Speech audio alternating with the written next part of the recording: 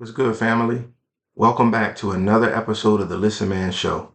You know, the show that's for fans by a fan. Took a little over a week off, but now we're back. We got some great episodes coming ahead, so just want to thank you in advance for tuning in today. Today's show, we're going to talk about fans, more things that fans should have in order to call themselves fans. So as always, make sure you hit the thumbs up, make sure that you like, make sure that you subscribe, ring the bell. Make sure that you follow. More importantly, make sure that you share.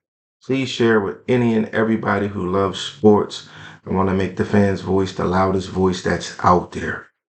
So as I always say, I hope you're having a great day. Let's start the show. Let's go.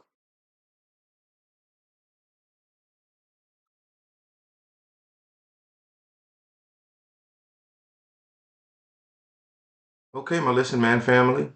You know, today is a great show. I hope you had a great weekend. There was a whole lot of sports that were going on. But today we're actually going to start our show off a little bit different. While away, I had a chance to meet someone that was fantastic. And as you see, the clothes that I'm wearing, many of us know the Antetokounmpo brothers that are in the NBA. Had a chance to meet their sales director, Nemo, while I was away. Those brothers have started a clothing line. They have two shops in Greece and one in Milwaukee. So I had a chance to meet Nemo, man, a fantastic guy, great vision. Looking forward to working with him and the Antetokounmpo brothers a little bit more, hopefully. But in the meantime, he hooked your boy up with a nice T-shirt. As you see, the name of the company is Antetokounmpo Bros. So I'll make sure that the information is up there. We'll have the website in the bio. But man, make sure that you support them. They're doing great things. The material is fantastic. And I'm one of those guys that don't like the super short sleeves. So as you can see, it's got some great length on it. Man, it's just a really good feeling t-shirt. So shout out to you, Nemo. It was great to meet you. Looking forward to working with you some more. And if you order something from them, make sure you put in your notes online that you heard it from Kevin at the Listen Man Show. That way Nemo knows that I did what I told him I would do. So that's how we wanted to start the show off. Moving ahead, hopefully that means bigger things coming. Time will tell. But as always, I just wanted to thank you guys for taking some time out of your day to rock with your boy. We're doing another top 5 things that fans have to have in order to call themselves fans. Now, we did an episode like this a few weeks back. Still want to hear from you. Give me some comments about what some of those top 5 things you have. What was your setup? What is your favorite couch or chair? What is your favorite snack? Let me know. Today, we're going to talk about 5 more things that you have to have. Do you have them? Do you have them? Because if you don't, then can you really say that you are a fan? Let's talk about them. Number one, you have to have a favorite team. Do you have a favorite team? Now, if you're like me, you have teams that you like, right? You like all sports if you're like me. I watch football. I watch a little baseball, watch a little hockey. I do watch golf when Tiger's playing. I do watch the NBA. I even watch a little bit of Major League Soccer from time to time. So I just like sports. I like competition. But I do have a favorite team, which by now you know is the Pittsburgh Steelers. That's home. That's my hometown team. That's who I love, is my Steelers. So in order to be a fan, you have to be a fan and have at least one favorite team. You can't just say, I like all of them. You can't just say, I like this team based on this player being there. You have to have a team that makes you so happy when they win, then also make you angry or want to cry when they lose. That's part of being a fan, is having that team that you're going to ride or you're going to die with. That's what they say. Those are the type of fans that most teams have. So who's your favorite team? Do you have one? If not, if you had to pick one, who would it be? Make sure that you leave some comments in the comment section and let me know who your favorite team is. Maybe we'll shout them out in a future episode. But a favorite team, that's very important, isn't it? It gives us something to look forward to. It gives us something to root for, to cheer for. And then maybe it allows us to really have something to talk about when we talk about other fans. Now, number two is an interesting one because number two kind of goes along with that favorite team. Because typically, if you have a favorite team, you're going to have number two. And number two is a team rival. Yes, I don't want to call them an enemy because it's sports, it's not war, it's not that serious. However, when you have a rival team, it's that serious. So for us, it's the Baltimore Ray. It's the Baltimore. As you can see, I can't even say the words, but it's that team in Baltimore that has a bird as its mascot. That team, that team is my Steelers' rival. Now, we respect them because they're built very similar to us. Some say a carbon copy. At times they were better, at times they were worse. But at the end of the day, that rivalry is something special. Every time we play, which is twice a year and sometimes once in the playoffs, we know that those games are coming down to the wire, and most of them end up being somewhere between a 1 and a 3 point game. So we know it's going to be a nail biter. It's going to be exciting. We know that defense is going to be crazy. So we think of classic rivalries, Duke, Carolina. We think of in the past, we had the Colts versus the Patriots, right? The NBA, you had Magic and Bird, the Lakers and Celtics. You had the Bulls and Pistons.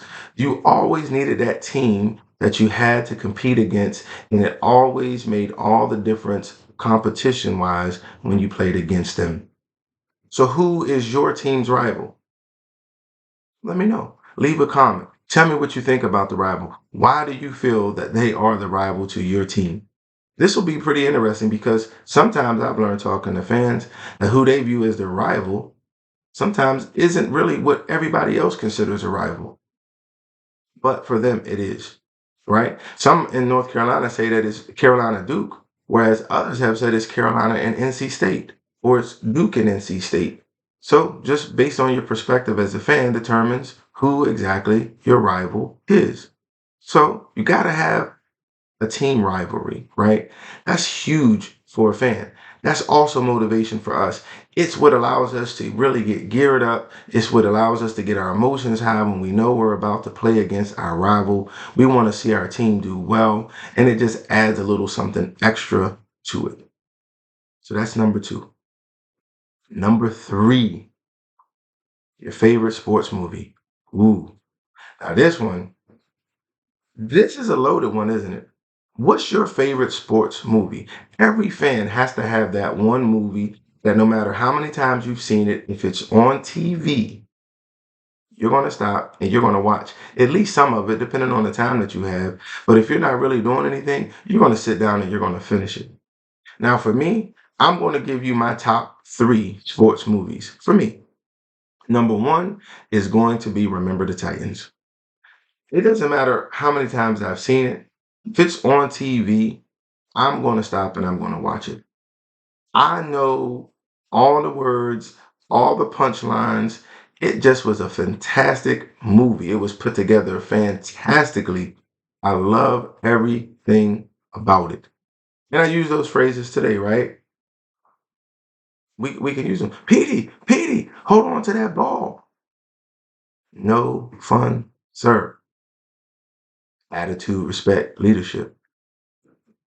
Listen, what a fantastic movie. Number two, for me, is going to be Invincible with Mark Wahlberg. Man, my boy K probably is going to enjoy me saying that because he played for the Eagles.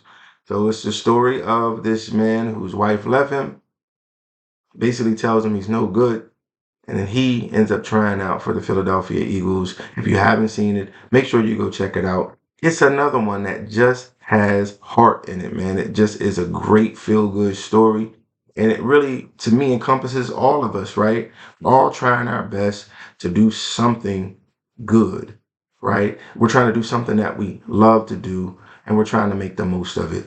And that to me is the epitome of that movie. Again, it's another one in which if it's on TV, I have to stop. I have to watch at least some of it to see some of my favorite scenes. And then number three is Glory Road. Man, another Disney movie that was just put together fantastic. And I love it because it is historical. And that is something about all three of them. If you can tell, I love history, especially sports history. So all of them were historically accurate. They were true stories. So maybe that's something that's near and dear to me. But Glory Road was something special, right? Do you want a hot doggo? No. He said a burrito, a hot doggo. That's what he wanted. These were the type of scenes and the funny things that were in that movie that just gave it heart. It made us think about how we grew up and what we would do if we ended up in El Paso, Texas, way back when, um, with a whole new culture coming from different inner cities. Fantastic movie. You haven't seen it? Check it out. So, what's your favorite movie? As fans, we need those movies that we watch to just get us hyped up, to get us excited. Sometimes maybe get some emotions going on us when it comes to our sport, right? So, tell me, leave a comment. What's your favorite movie as a fan? So, number three is another loaded one that I'm curious to hear your thoughts on. Let's move on to number four. Number four is the best where were you moment. Wow. Now, this one I'm really excited about. This one I can't wait to hear from you. And I hope you guys leave comments for me because I really want to know. I really want to hear where you were when certain things took place, right? I won't give any examples because there's too many to give. But can you think of where you were in major sports moments? Maybe we think of where we were when Michael Jordan jumped from the foul line. I know exactly where I was. I was with my boy K. I told you guys about the All-Star weekend parties that we had. And I was with my boy K. We had our boys together. We were wilding out. We were watching the game. And Michael Jordan jumped from the free throw line. That's another moment. As a Steeler fan, I remember where I was when Santonio Holmes caught the ball in the back of the end zone. I was running up and down the street because that game had me so hyped up that I was in the house and out of the house. So I knew exactly where I was.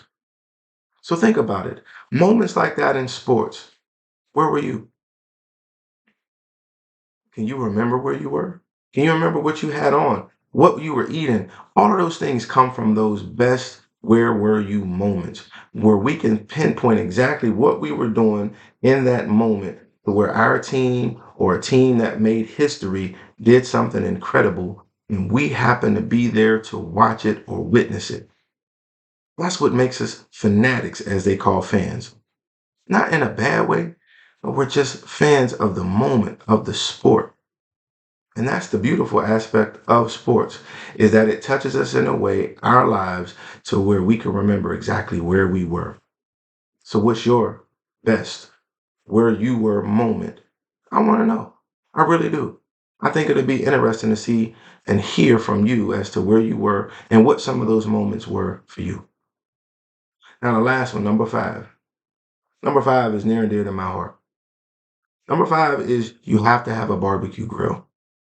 A real fan is going to have some kind of grill. I don't care if it's the little small grill that you can get at a store that you can carry and travel with you. You have to have a grill.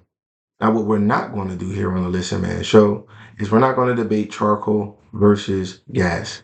We're just going to focus on the grill because realistically, there's no competition between charcoal and gas. I'm just simply saying charcoal always wins. But in this case, we're going to just talk about a grill. As a fan, the grill becomes the epicenter of being a fan. Because for those moments that we talked about, for our favorite team that we talked about, for those rivalry games that we talked about, you got to have that grill. You have to have that grill to where you're cooking burgers, you're cooking sausage, you're cooking hot dogs, maybe you're cooking steak, maybe you're making smoked mac and cheese. Whatever it is that you make on the grill, that grill becomes a key component to what it is you are doing while you're watching the game. So think about that. Do you have a grill? If so, what kind of grill do you have? What kind of grill do you prefer? Again, these are all things that I really want to hear from you. So this episode is a little shorter than others, but it's based on us as fans. So for me, I want to hear from you. I want to know what is your favorite team? Who is your rival? What's your favorite sports movie? Where were you when the Red Sox won the World Series for the first time? And do you have a grill? If so, what kind of grill do you have? Are you a smoker? Are you charcoal? Are you gas? Do you have one? If so, then that means that you are truly a fan. If you have all five of these things, That means that you truly are a fan of sports, and I welcome you to the Listen Man family. If you're missing any of those things, my humble recommendation would be to maybe get one. Whatever it is, go search, find one. Hopefully, people will leave comments to where you can read the comments and see what they say. And then maybe that can help you make a decision as well. So there it is, family. Another five. Another five to highlight being a fan. We're going to do this from time to time because there's so many aspects of being a fan that affects our life that I just am intrigued by. And I also want to hear from you. So I hope you have a great day. I appreciate you rocking with your boy as always. Man, we have a great week of shows. We have a show, Women's Wednesday, coming up this week, the very first official episode. I'm excited about that and some of the things that we'll talk about there. So make sure you spread the word and tune in for that one. Then we're also going to have an episode later this week talking about bench etiquette. That's right, bench etiquette. How should bench players respond to great plays? Do they have the right to celebrate like the players that are on the floor or on the field? We'll talk about it. But in the meantime, I just want to say thank you again for choosing to spend a little time with your boy. I really appreciate it. I'm grateful for all the things that you guys have said and done, the comments, the supports, the thumbs up. Please continue to share. All the information will be in the bio. Now I have a Facebook page, so I hope that you support that as well. You can go there and find more information about the Listen Man Show. As I said, there's big things coming. I'm just trying to do the very best that I can. I can't do it without your help. So thank you again, as always. So I hope you have a great day. Stay positive. Keep smiling. Keep shining. Don't let anybody dim your shine. Make sure you keep good people around you. And remember, no matter what is going on, there's going to be good things right around the corner. So this is the Listen Man podcast, the show that's for the fans, by the fans. Let's make the fans' voice the loudest voice that's out there. And I can only do it with your help. So let's go.